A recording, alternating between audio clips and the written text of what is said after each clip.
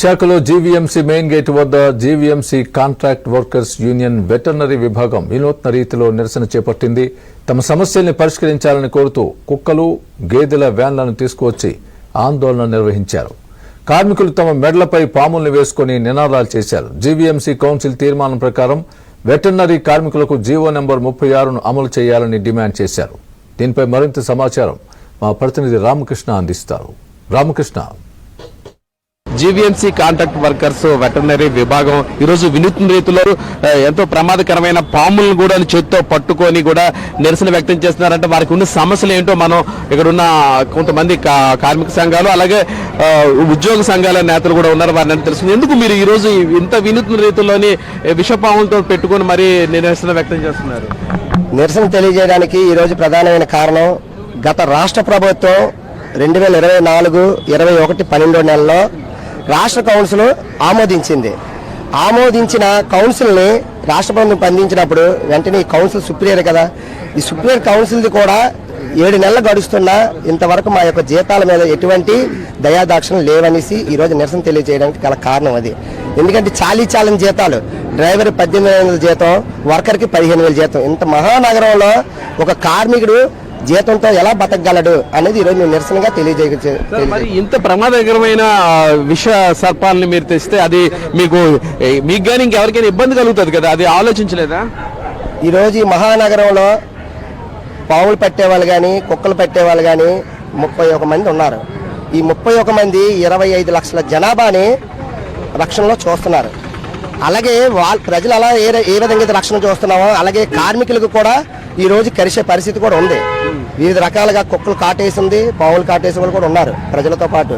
వాళ్ళ రక్షణ చూస్తూ మా రక్షణ కూడా మాకు ఇచ్చే హెల్త్ అలవెన్స్కి సంబంధించింది మేము అడుగుతున్నాం. ఎందుకంటే కుటుంబాలు బతకాలి, మా మీద ఆధారపడిన పిల్లలు, భార్య అందరూ ఉంటారు. వాళ్ళని ఎలా మేము పోషించగలుగుతాం, మా తర్వాత ఏంటి వాళ్ళకి. కాబట్టి ఈ యొక్క ఏదైతే మా డిమాండ్ జీవో నెంబర్ 36 ఉందో ఆ విధంగా మేము కూడా దాని డిమాండ్గా అడుగుతున్నాం. ఇది మనతో మాట్లాడడానికి యూనియన్ లీడర్ కూడా వెంకటరెడ్డి గారు ఉన్నారు. సార్, ఈ రోజు చాలా నిరసన వినూత్న రీతిలో చేస్తున్నారు. తర్వాత ప్రమాదకరమైన నిరసన కూడా ఇది.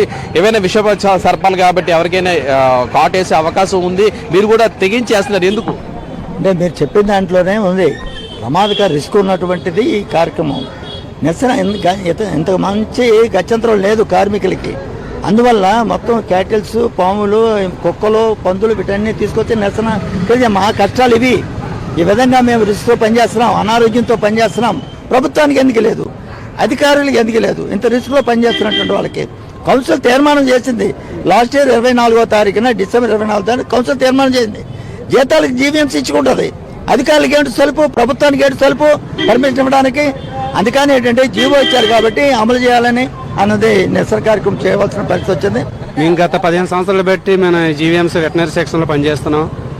మాకు హెల్త్ అలవెన్స్ అమలు చేసి 36 జీవో ప్రకారం అమలు చేశారు.